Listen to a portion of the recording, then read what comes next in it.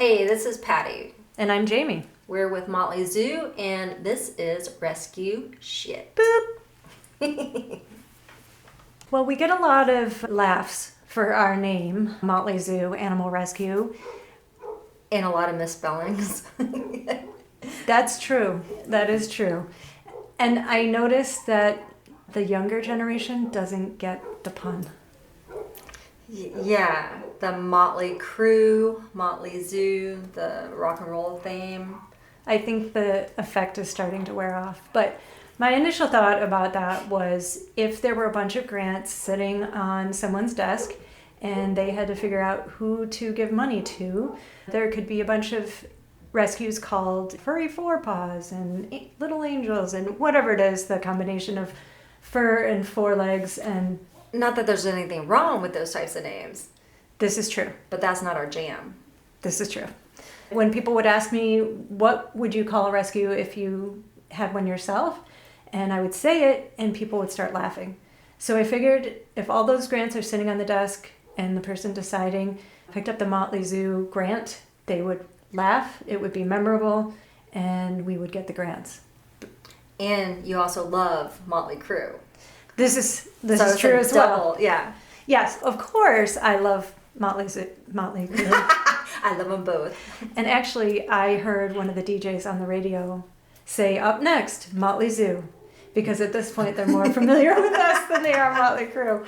And I just about died. It was very funny. I wish that I had recorded it. The name Motley Zoo is actually what brought you to Motley Zoo, right, Patty? Yeah, that's true. Because I just moved from Florida here to Washington. And I was just trying to figure out what rescues were here, like who I wanted to work with. And at the time, my landlord actually told me about a feral cat rescue. And so I did take a trio of crazy feral kittens and managed to socialize enough that they could go into a store. And it was all the best pet care.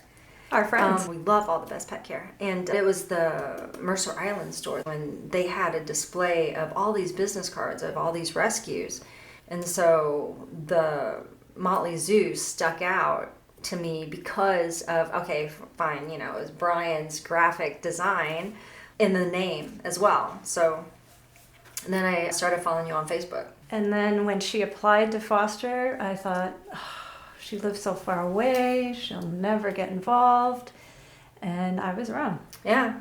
It was pit bull Demodex puppies that was a clincher for me, even though I didn't get them. Yes. Thanks, paws. No, I'm joking. The mangiest, just awful looking little puppies. And Patty was like, me, I want them. And I thought, this lady's either crazy or she's crazy. And crazy. They both turned out to be true. Playing on that rock and roll theme that we do, Motley Zoo, Motley Crew, we actually call our adoptable animals roadies. And then what do we call them when they're adopted? Rock stars? That's right. Because then they found their perfect home. So from now on, when we talk about our foster animals, as long as they're waiting for a forever home, they're our roadies. And based on our naming technique, we get questioned a lot. We've actually gotten some hate mail because someone did not like Black Veil Brides, the cat. Didn't know the cat, sweetest cat ever, but that name was horrible. And we did get hate mail about that. She got adopted, by the way. So we started naming animals as we started to grow, just so that every animal in our care was unique. So years later, someone would say, hey, I adopted Billy Idol. We know exactly who that was. And then it became naming them when we would meet the bands. So we would name an animal after a band member, the band's name, or the band songs. So Jamie, tell us how we started meeting bands. Well, I'm going to go a step back and I'm going to tell you how the naming after musicians actually started. We had these cats named Tigger and Pooh, these adorable kittens, and they were sweet, but no one was adopting them. And we could not figure out why. And my husband Brian, who's also on the board, said, why don't we name them Axel and Slash? And I thought, oh, I don't know. That might be a little too edgy, like too much. But he's like, well, just try it. Like, there's nothing to lose. So we changed the name, and within a few minutes, we had like 10 applications for them. And so we realized this whole naming them after musicians thing really worked. So we started doing all of our animals like that. And then one day I was anticipating going to see Rancid, which is one of my favorite punk bands. And we had named the cats after the band members, some songs, because we got in like 10 cats that week. Yeah. And the night before the show, I had a dream that I brought the cats to meet the band. And the band thought it was so great, and they invited me backstage, and we took pictures, and that helped the cats get adopted. So when I woke up the next morning, I was laughing to myself about this dream and started telling my husband, and I'm still just laughing and laughing. And all of a sudden, I just stopped laughing. And I looked at him, and I'm like, I'm going to do that. And he's like, well, do what? And I said, I'm going to bring the kittens to the concert. I'm going to go to the back door. They're going to let me in. It's going to be just like my dream. And he looked at me like I was crazy. And he did the like spinning your finger next to your head, like, okay, crazy. And I was like, it's going to work. You'll see. So I made some brownies because I wanted to impress them with my cooking skills. No. They weren't special brownies. No, they were not special brownies. And not at that time. Turned out half of them were vegan too, so that wasn't very good. Where was it at? I went to the showbox, Soto, and went to the backstage with the kittens. And the bouncer there thought that was such a great idea, so cool and so fun. So he went to ask the manager of Rancid if they wanted to meet us and meet the kittens. And the band said yes. So they took me backstage, and I spent about 45 minutes with them, which is a lot of time when you're talking about rock stars. That is a lot of time. And we took pictures. They asked me about the rescue, and we talked quite a bit about cats, and they were really fun and friendly. And I was so excited, I practically floated out of there. And I called my husband, and I said, guess what I just did? Rancid is his very favorite band. So they're one of my top 10, but they are his very favorite band. And I said, I just spent the last 45 minutes with your favorite band and took pictures, and everything went just like my dream. And he couldn't believe it. Rancid put us on the guest list, and they had 2 shows, and we got to see them both. And so Rancid started it all. Yeah. Because they were cool, and they wanted to support rescue, and those names helped give those cats an identity. And then we started just showing up, just like the fans waiting for an autograph or whatever by the buses, and sometimes it worked and sometimes we got blown off. And most of the time it worked, and then quickly our friends at The Stranger wrote an article about us, about how we were saving kittens in the cutest way possible. And so all the venues then knew about who we were, and so when we would show up with puppies and kittens, they'd be like, oh, you're the animal people. Or they wouldn't. They'd be like, oh, I know about you. And then we're like, no, we're actually here to see the band. We talked to the tour manager, lying through our teeth. That was Jamie lying through her teeth, by the way. Who was that for? What? Who was that for? When Motley Crue, when they were here at White River, and they're like, we know you. You are not allowed to come back here. And we're like, dude, you don't know us. And he's like, no, I've seen you before. I know what you're up to. And he would not let us back. But that's when Nita Strauss came out. Yes. And that's where she fell in love with her puppy that she ended up adopting, Motley. Yes. And then she went back with Motley, and then everyone's like, oh, what's that? And the next thing you know, Tommy Lee is looking for us with our Motley Zoo Highlander. And he came out on his little golf cart. So yeah, so that's how we met Tommy Lee. I don't remember lying. You totally lied. You're like, oh yeah, we talked to the tour manager. We're here with puppies, and like, look, we're Motley Zoo, and we had the Highlander, and you pointed to it. Yeah. So we looked really official, and they were like, no, we know you. That's funny because it is something I would do. Like when you act like you know what you're doing, then things work out better that way. So it doesn't surprise me that I did that, but I just don't remember doing that. Yeah. And it worked. So it worked, and we got attention, And we got attention of the radio stations that we've been working on the festivals with, like Pain in the Grass, and I mean, we become not bosom buddies, but Yeah, so that's KSW, the Rock of Seattle. We have especially bonded with them, and the morning and afternoon shows, and Ryan and Taryn. And Migs, like everyone there. Yes. So the stranger finds out about us, then the radio stations find out about us. And yeah, somehow we did make it to Macklemore. I'm sorry. We did. Snoop Dogg and Slayer. And honestly, I don't even remember how they worked out. Snoop Dogg, I remember waiting. It was like 3 a.m. before you. It was 3 a.m, and I was ready to go, and my husband's like, "Oh no." Normally he would be the one that would be like, "This isn't worth it. Let's just go home," because he doesn't get starstruck. He doesn't care. But this time he was like, "No, we are waiting to meet Snoop." So it was 3 a.m. It was like 95 degrees up in the attic at Showbox Soto, and Snoop had his shirt off, and so the picture of me with the kitten and him, he's got his shirt off. And I'm shocked how many people ask me why he doesn't have a shirt on. And I was like, well, it was really hot. I guess it's weird that he doesn't have a shirt, but that's not what I look at when I see the picture. They were named Gin and Juice. That's right. The 2 kittens. And he was actually enamored with the kittens, and he thought it was so cool that one was named Gin and one was named Juice. Yes, and I was holding them, and I asked him if he wanted to hold them, and he said, "No, I just want to look into their eyes." And so he was just staring at the kittens and looking into their eyes. And he did tell me that people don't realize he really does like cats. Wait, isn't he Snoop Lion now? Not anymore. No, okay. He went back to Snoop Dogg. Okay, all right. It really was pretty amazing. And to this day, that's still one of my very favorite meetings because it was really nice guy. Yeah. It was so random, though. We were very lucky. Snoop Dogg. Yeah. And then we got in to meet Slayer, which was, again, another really amazing meeting and still one of my top ones. Wonderful, wonderful guys.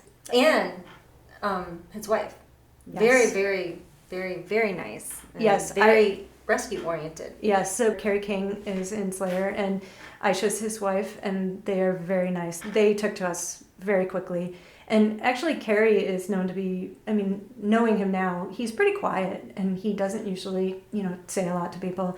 But he really liked what we were doing. We took some pictures, and those are still some of my favorite pictures as well. And we've seen him several times. Yes, many times. Since we name the animals after the bands when we're going to see them, and we've met some bands a few times, which band is the one that has the most animals named after them? I would have to say that it's Shinedown, actually. And you know what's funny is that Zach asked me that if they were still the band with the most animals named after them yet. We've named quite a few animals after their songs. Yes, and why do we keep the music theme going? Like, why is that the easiest way for us to name the animals? Well, it started like with the cats, especially because tiny kittens, it's really hard to determine what gender they are at times. It can be very confusing until they're like 6 weeks, 8 weeks.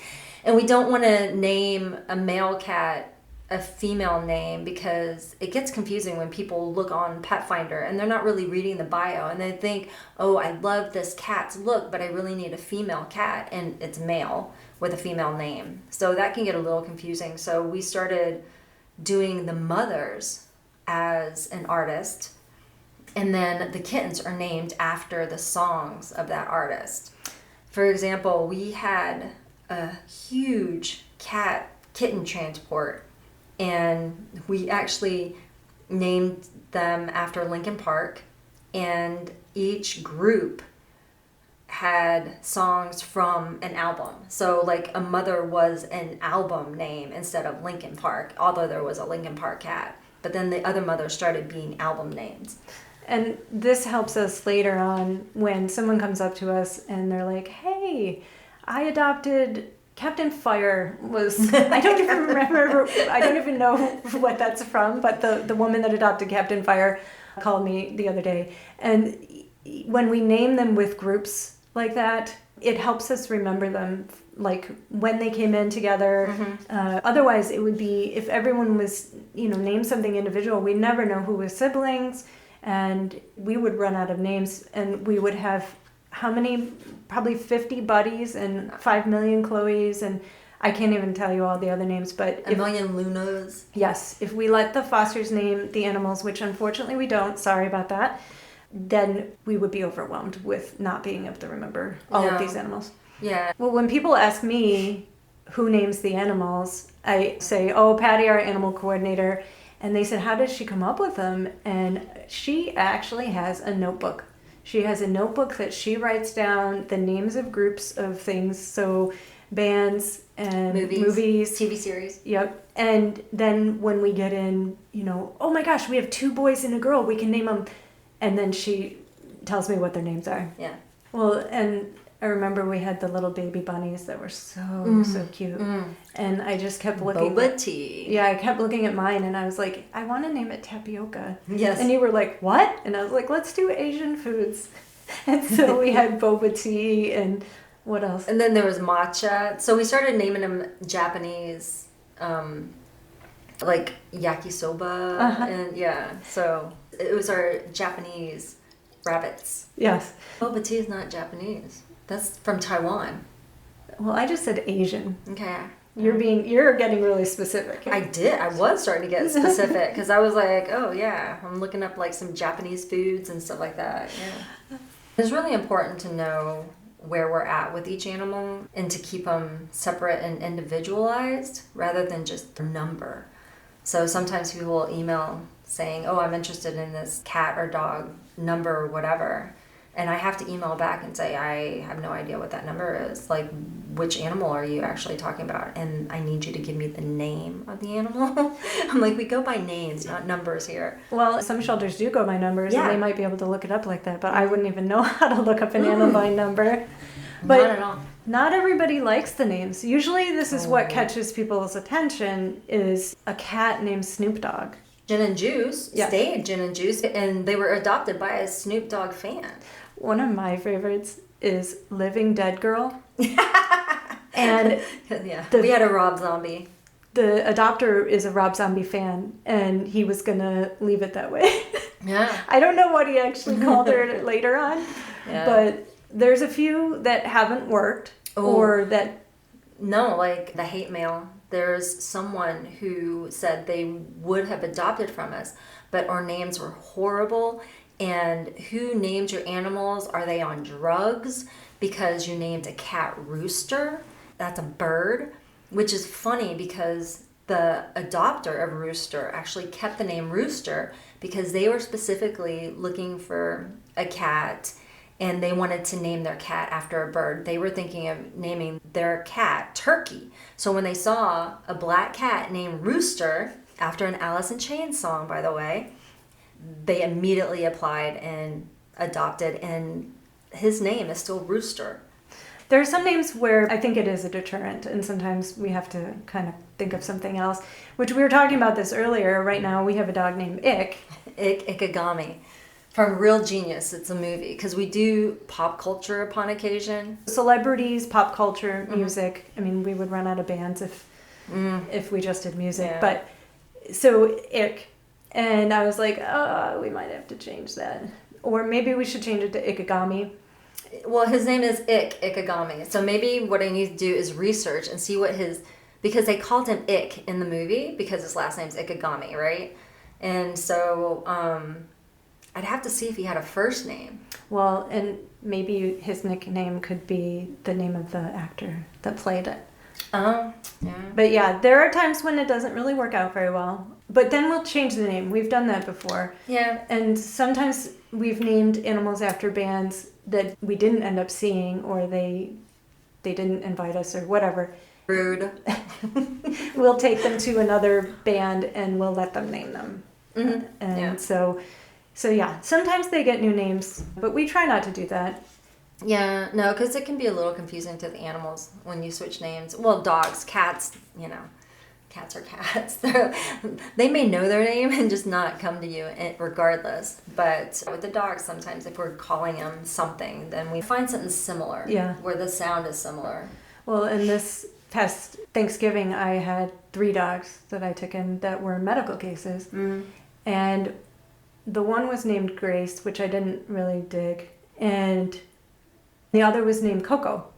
Oh yeah, you kept Coco. And so I was like, you know what? Coco, sugar, and nutmeg. That's my group. And I was just so brain dead at that point. I know. I was like, what? Cocoa? Why not eggnog? Because you got the nutmeg, and then what else goes in eggnog? Paprika? Or wait. Ooh, that would be horrible. Okay, I don't know. Nutmeg, yeah. Yeah, well, nutmeg And definitely goes in it, but maybe cinnamon or cinnamon, something. Yeah. Well, there is sugar in it, so that was right. Yeah. And when I went to the vet said, "Are you sure these are Motley Zoo dogs? This doesn't sound like those kind of names. Like, how did you..." He actually asked me how we got such boring names. Yeah, it wasn't from me. No, and I said it was me lacking imagination and just being worried about the animals and their health. So when we don't have weird names, I think they worry more and wonder what the heck's happening. Our dogs and cats do not stay with us forever as much as we would love them to. So when one of them does pass, they become legends. They're rock star legends. Roadie to rock star to legend, and then we retire that name. Yeah. Like a team would retire a jersey, we retire that name, we'll never use that name again. Sometimes we will use names. If we had a cat named Bob Smith, I can't And that is why I named them. There you go.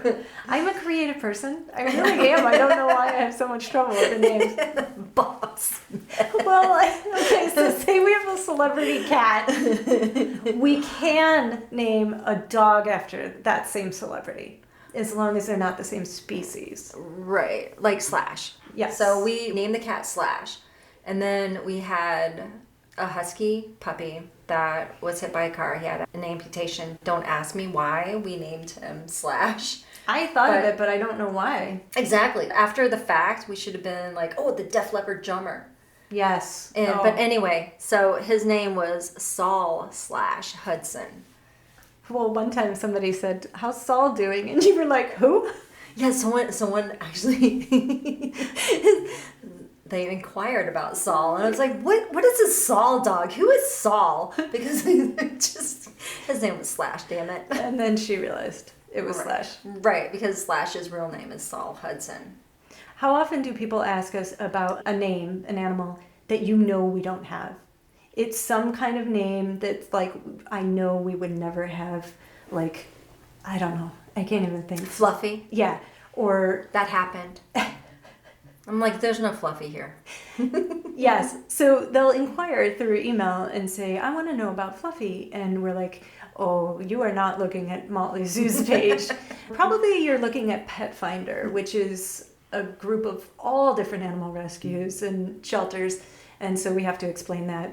But the same thing sometimes happens when people think we're another organization and they say, I contacted you last week. And then they realize they didn't contact us last week because we respond to all the emails. Yeah, and we don't have a animal named Fluffy. That's all the time we have right now. I'm Jamie. I'm Patty. And this is Rescue Shed. Rock on. Oh. Yeah, go ahead. I forgot our tagline. Oh. Okay, so rock on. Rescue on. That was rock on, rescue on. Oh.